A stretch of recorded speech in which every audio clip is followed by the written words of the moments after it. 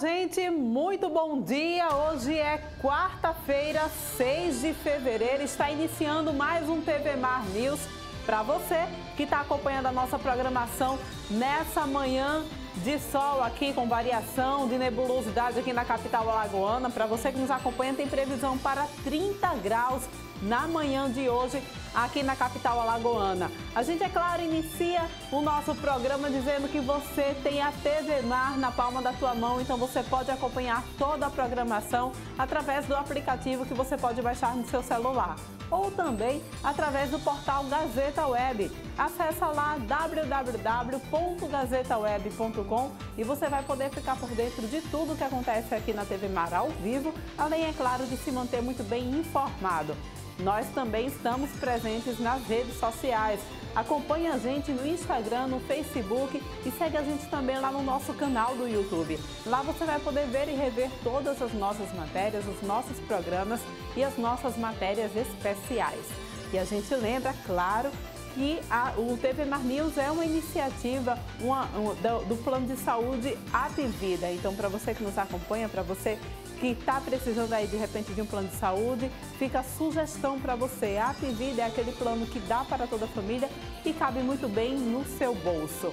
E claro, a gente inicia amanhã falando sobre as principais notícias, os principais destaques que está presente na Gazeta Digital. Olha só, vamos dar uma olhadinha então na Gazeta Digital.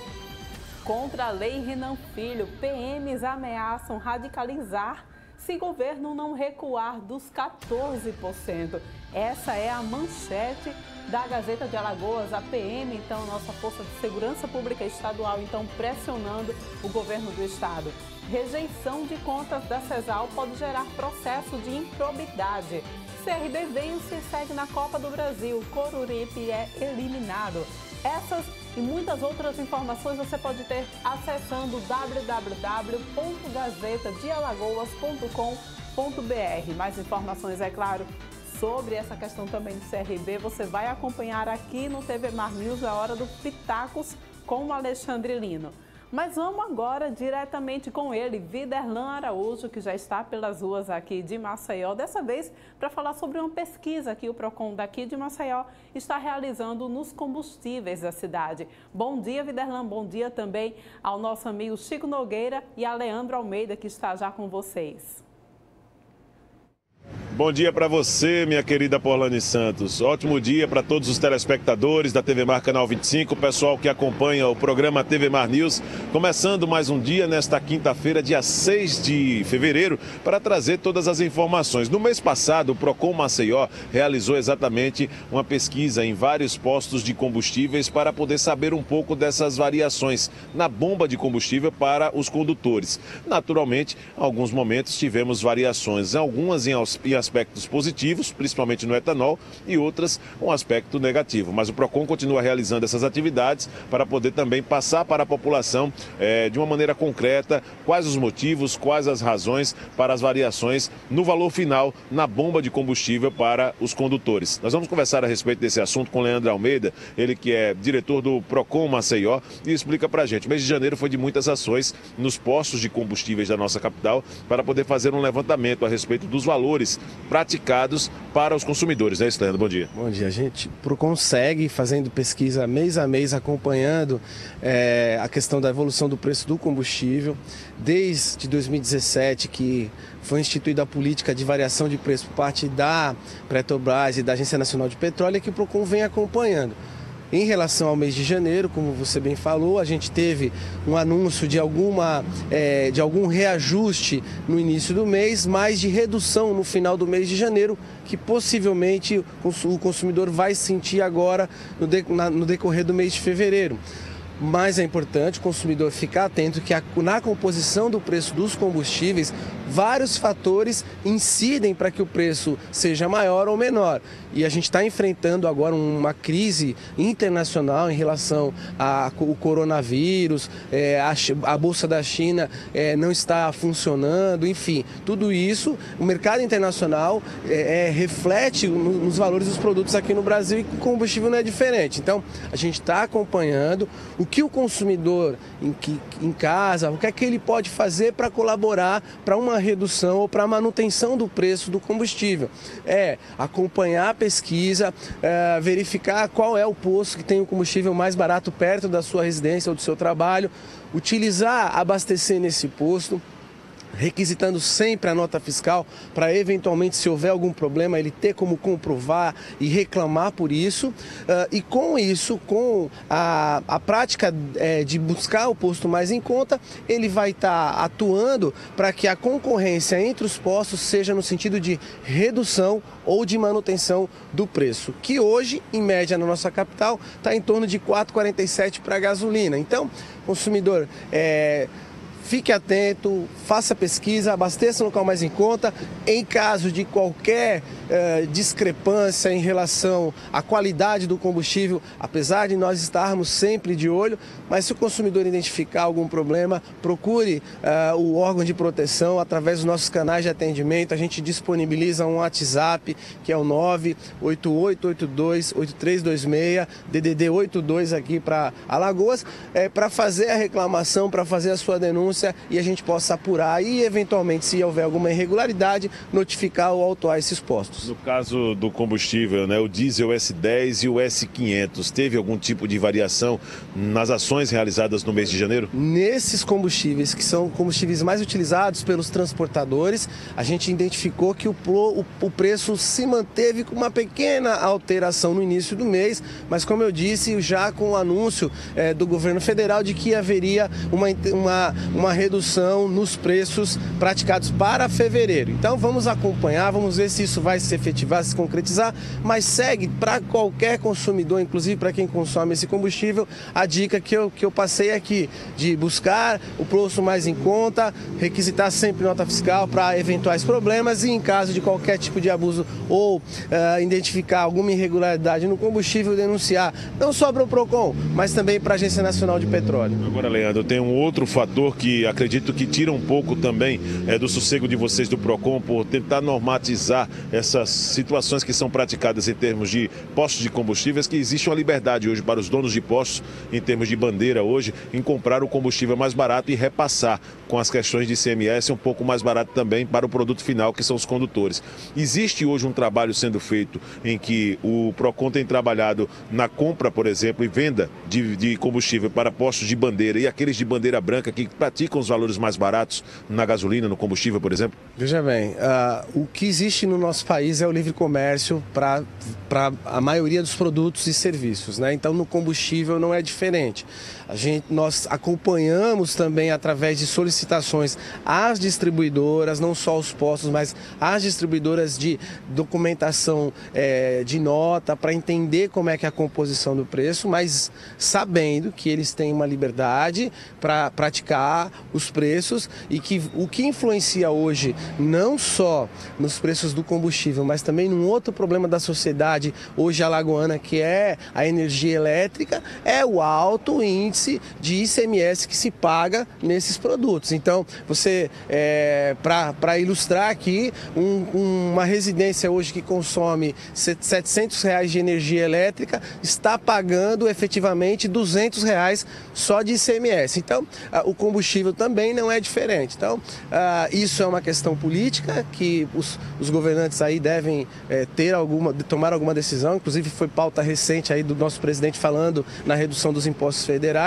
propondo aos governadores uma redução nos impostos estaduais, mas isso é uma decisão para eles. O que o consumidor, na verdade, pode fazer é, como eu disse, acompanhar as pesquisas, fazer sua própria pesquisa, consumir aonde tenha um preço melhor e, se caso alguma coisa der errado ou se apresentar mal, procure os órgãos de proteção para que o consumidor tenha uma análise sobre o seu caso. Você falou hoje que a gasolina ela tem um valor médio de R$ 4,70, né, por aí, né, R$ 4,70 nos postos.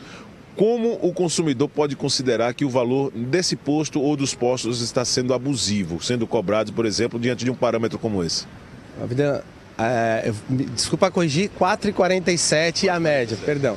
E, na verdade, pode haver oscilações para 4,60, 4,70, como você bem falou, mas isso está dentro do valor mercadológico do produto. Você tem alguns postos que tem um serviço com mais frentista, com mais bomba, paga mais energia, tem um custo maior de operação e tudo isso é analisado. Para se identificar se existe abusividade de preço, algo assim, seria algo em torno de 50% a 30% maior o preço em média do mercado. Algo fora disso está dentro da normalidade, não estou dizendo que a gasolina é barata, estou dizendo que o consumidor paga caro, os impostos são caros, mas é preciso que o consumidor colabore no sentido daquilo que a gente já passou aqui, fazer suas pesquisas, abastecer e comprar os produtos e serviços mais em conta para forçar que a própria concorrência, a livre concorrência, reduza o preço dos produtos e serviços aqui no mercado. Muito obrigado ao Leandro Almeida, ele que é diretor do Procon Maceió, trazendo muitas informações e principalmente os contatos, a rede inclusive para denúncias, principalmente para casos de valores abusivos, como o Leandro já explicou, que pode ser considerado um valor abusivo, desde que o preço esteja acima do praticado em 30% a 50%, aí pode ser trabalhada a possibilidade sim de um valor abusivo diante das necessidades dos empresários em oferecer um produto com qualidade. Bom, tem os mecanismos de contato, os consumidores devem entrar em contato com o Procon através do 0800 082 4567 e tem também o 98882 8326 e aí tem todo o trabalho também sendo feito pela ANP, pelo 0800 970 0267, são os mecanismos de contatos para denúncias. Imagens de Francisco Nogueira, daqui a pouco a gente volta, ainda na sequência do TV Mar News, com mais informações. É com você. Muito obrigada, Viderlan, pela sua participação aqui no TV Mar News. Gente, olha, a gente segue falando ainda também sobre economia. Para você que tem o direito à isenção no IPTU, tem que correr atrás. A gente vai, inclusive, saber mais informações de como fazer isso através da matéria de Viderlan Araújo. Maceió conta com aproximadamente 75 mil imóveis isentos de IPTU.